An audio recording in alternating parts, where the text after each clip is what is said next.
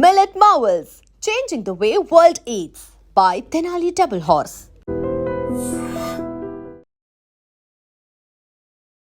నమస్తే, welcome to iDream talking point with కవిత.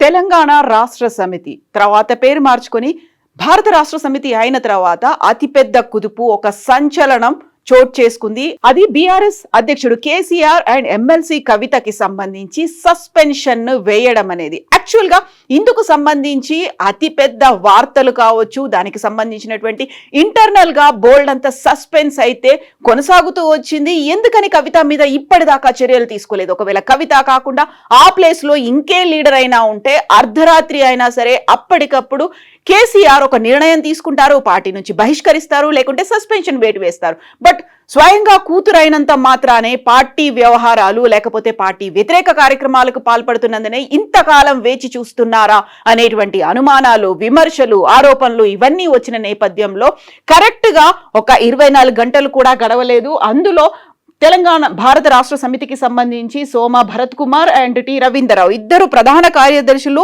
తనని suspend చేస్తున్నట్టుగా ఒక లెటర్ ని రిలీజ్ చేశారు. భారత రాష్ట్ర సమితి లెటర్ హెడ్ మీద వచ్చింది. ఇటీవలి కాలంలో కవిత ప్రవర్తిస్తున్న తీరుతెన్నులు, కొనసాగిస్తున్న పార్టీ వ్యతిరేక కార్యకలాపాలు బీఆర్ఎస్ పార్టీకి నష్టం కలిగించే రీతిలో ఉన్నాయి కాబట్టే పార్టీ అధిష్టానం ఈ విషయాన్ని తీవ్రంగా పరిగణిస్తోంది. ఆ పార్టీ అధ్యక్షులు కేసీఆర్ కవితను తక్షణం పార్టీ నుంచి సస్పెండ్ చేస్తూ నిర్ణయం తీసుకున్నారు అనేటువంటి వార్త. ఆ తర్వాత కవిత ఇప్పుడు ఏం చేయబోతోంది? కేవలం పార్టీ నుంచి సస్పెన్షన్ కాదు, బహిష్కరించాలి అనేటువంటి మాట వినిపించినటువంటి నేపథ్యంలో ఇప్పుడు కవితని సస్పెండ్ చేసిన తర్వాత కవిత తనంతట తానుగా పార్టీకి ప్రాథమిక సభ్యత్వానికి రాజీనామా చేస్తారు. ఎట్ ద సేమ్ టైం తనకున్నటువంటి ఎమ్మెల్సీ పదవి ఏదైతే అక్కడ స్థానిక సంస్థల దగ్గర నుంచి వచ్చినటువంటి ఎమ్మెల్సీ పదవి ఉందో బీఆర్ఎస్ పార్టీ తరఫునే అది ఉంది కాబట్టి దానికి కూడా రాజీనామా చేస్తారు అనేటువంటి వార్తలు వినిపిస్తున్నాయి. ఎట్ ద సేమ్ టైం తను సరికొత్త పార్టీని పెట్టబోతున్నారు అనేటువంటి వార్తలు కూడా.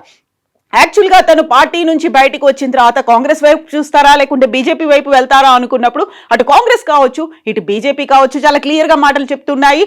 మేము కవితని తీసుకునే ప్రసక్తే లేదు, మేము మా పార్టీలోకి ఆహ్వానించము అనేది. యాక్చువల్ గా కవిత బయటికి వచ్చేస్తే కాంగ్రెస్ లో చేరుతారు.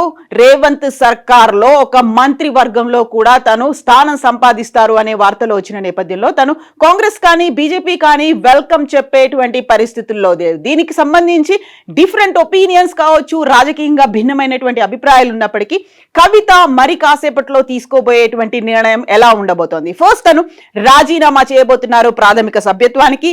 సెకండ్ తను ఎమ్మెల్సీ పదవి కూడా రాజీనామా చేయబోతున్నారు. థర్డ్ తను ఒక రాజకీయ పార్టీని అనౌన్స్ చేయబోతున్నారని. యాక్చువల్ గా కవిత ప్రస్థానానికి సంబంధించి టిఆర్ఎస్ పార్టీ తరఫున చూస్తే తను మొట్టమొదటిసారిగా అమెరికా నుంచి హైదరాబాద్కి తెలంగాణకి వచ్చిన తర్వాత సమైక్య రాష్ట్రంలో తెలంగాణ జాగృతి పేరుతో ఒక సాంస్కృతిక ఉద్యమాన్ని, సాంస్కృతికంగా అందరినీ ఒకే తాటిపైకి తెచ్చే ఉద్దేశంతో తెలంగాణ జాగృతి టిఆర్ఎస్ లో చేరక ముందే తెలంగాణ జాగృతిని స్థాపించి బతుకమ్మతో ఊరు వాడల దేశవ్యాప్తంగా ఖండాంతరాలు కూడా దాటి అందరినీ ఏకం చేసేది.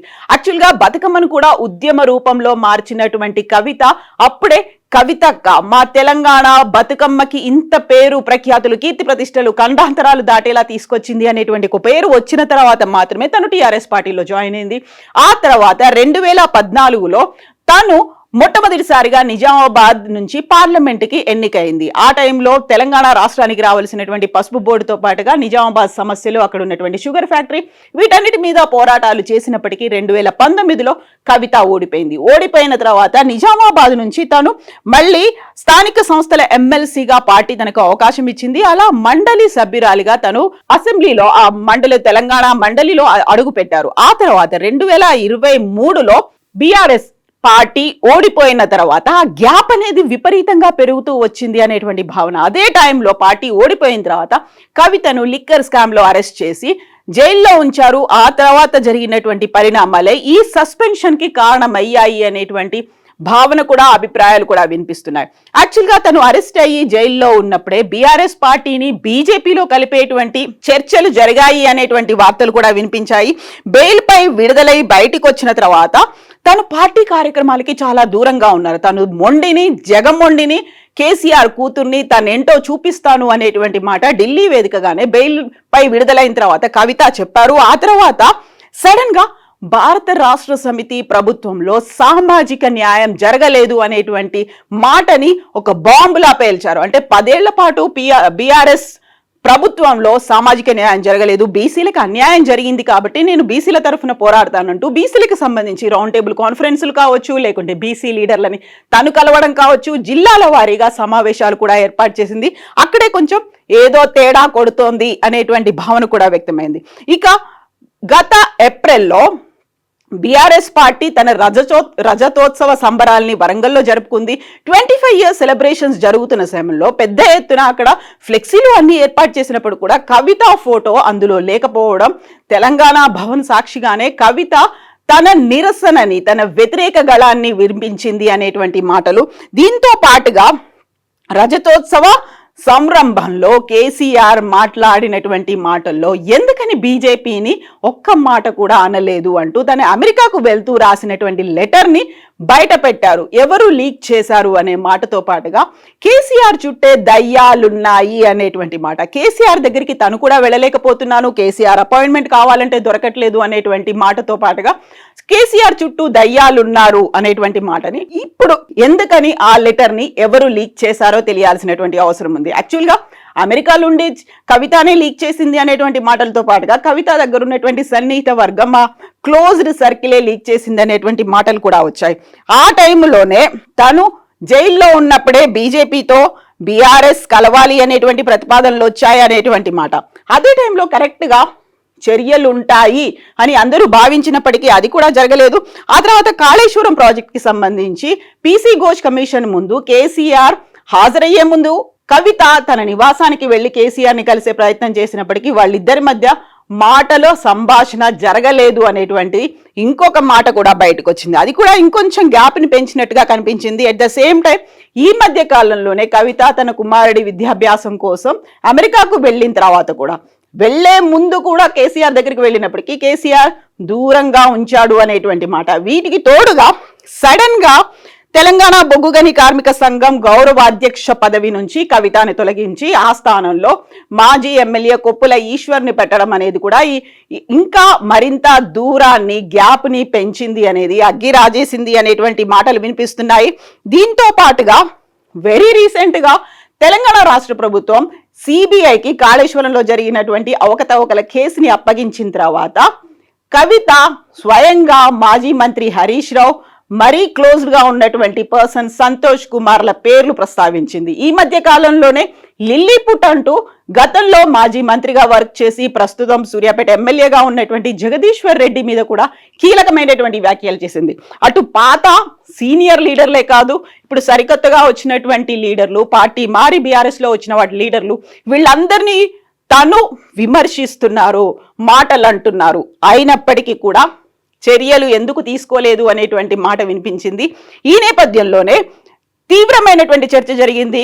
ఎవరైతే దయ్యాలు అని చెప్పారో ఆ దయ్యాలు హరీష్ రావు, సంతోష్ కుమార్ అనేలా తను చేసినటువంటి వ్యాఖ్యలు కీలకంగా పరిణమించినటువంటి నేపథ్యంలో ఫామ్ హౌస్ లో సీనియర్లతో భేటీ అయినటువంటి కేసీఆర్ ఒక నిర్ణయాన్ని తీసుకున్నారు. యాక్చువల్గా లిల్లీపుట్ అంటూ జగదీశ్వర్ రెడ్డి మీద చేసినటువంటి కామెంట్స్ తో జగదీశ్వర్ రెడ్డి తీవ్ర మనస్తాపానికి గురయ్యారు అని, ఆయనే పార్టీ నుంచి బహిష్కరించాలి అని చెప్పినప్పటికీ కేసీఆర్ మాత్రం సస్పెండ్ చేశారు అనేటువంటి వాదనలు.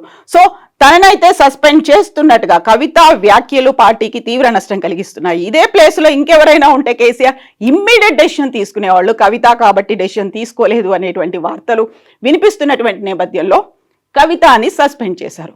Then what next? కవిత ఏం చేయబోతోంది? కవితకి సంబంధించి ఆల్రెడీ తెలంగాణ జాగృతిని తను ఈ మధ్యన మళ్ళీ ఎక్స్పాన్షన్స్ చేస్తున్నారు. గతంలో వివిధ విభాగాలని రద్దు చేసినప్పటికీ తెలంగాణ జాగృతిని ఇప్పుడు రివైవ్ చేసే పనిలో ఉన్నారు. ప్రతి ప్రెస్ మీట్ ని తెలంగాణ జాగృతి ఆఫీస్ నుంచే మాట్లాడుతున్నటువంటి కవిత ఇప్పుడు సడన్ గా తన పార్టీని కూడా అనౌన్స్ చేస్తారని వినిపిస్తోంది. ఆల్రెడీ తెలంగాణ జాగృతి ప్రజల్లోకి వెళ్ళి ఉంది కాబట్టి తెలంగాణ జాగృతి పేరుతోనే తను ఒక పార్టీ అనౌన్స్ చేస్తారని కాదు, తెలంగాణ బహుజన రాష్ట్ర సమితి అనే ఒక పేరుంటుంది, లేకపోతే తెలంగాణ భారత రాష్ట్ర సమితి, ఇలా ఈ పేర్లను పెడుతోంది. ఈ 3 రకాల పేర్లు అయితే వినిపిస్తున్నాయి. యాక్చువల్గా కవిత ఏం చేయబోతోంది? ఈ 3 రాజకీయ పార్టీలకి తోడుగా ఇంకొక కొత్త పార్టీ పెట్టబోతోందా? గతంలోనే తీన్మార్ మల్లన్న కవిత మీద చేసినటువంటి వ్యాఖ్యలు కావచ్చు, ఆ వ్యాఖ్యలకి బీఆర్ఎస్ పార్టీ తరఫున ఎలాంటి ఖండన రాలేదు. తీసుకోవాల్సినటువంటి చర్యల గురించి కావచ్చు, తీన్మార్ మల్లన్న మీద విపరీతమైనటువంటి నిరసన కార్యక్రమాలు చేయాల్సి ఉన్నప్పటికీ చెయ్యలేదు అనేటువంటి భావన కవితలో ఉన్నందువల్లే ఈ గ్యాప్ అనేది పెరిగిపోయింది అనేది. యాక్చువల్గా ఇప్పుడు నెక్స్ట్ ఈ 3 పేర్లలో కవిత ఏ పేరుతో తన పార్టీని అనౌన్స్ చేయబోతోంది? తెలంగాణ జాగృతి వైపే మొగ్గు చూపుతున్నప్పటికీ కూడా బహుజనులని, లేకపోతే ఇక్కడ ఉన్నటువంటి గతంలో తెలంగాణ రాష్ట్ర సమితి పేరు మారిపోయింది కాబట్టి తెలంగాణ భారత రాష్ట్ర సమితిగా పేరు ఉంటుందా? వీటన్నిటికీ సంబంధించి మరికొద్దిసేపట్లోనే కవిత క్లారిటీ ఇచ్చే అవకాశం ఉంది. నిజంగా ప్రస్తుతం ఉన్నటువంటి సమాజం దేనికి ప్రయారిటీ ఇస్తుంది? ఆర్థిక సంబంధాల చుట్టూ మాత్రమే తిరుగుతుంది. మళ్ళీ ఎన్నికలంగానే చాలా విరక్తి కలుగుతాం. మంచి అనిపిస్తుంది కదా, లేడీస్ కూడా ఛాలెంజింగ్ జాబ్స్ చేసినప్పుడు చాలా బాగుంటది. ట్రాఫిక్ అసిస్టెంట్స్ గా నియమించిన ట్రాన్స్జెండర్స్ అందరితో సాల్యూట్ చేయించుకుంటున్నారు. ఫుడ్ డెలివరీ ఇవ్వటానికి వెళ్ళినటువంటి డెలివరీ బాయ్ అనిల్ పై కళ్ళ ముందు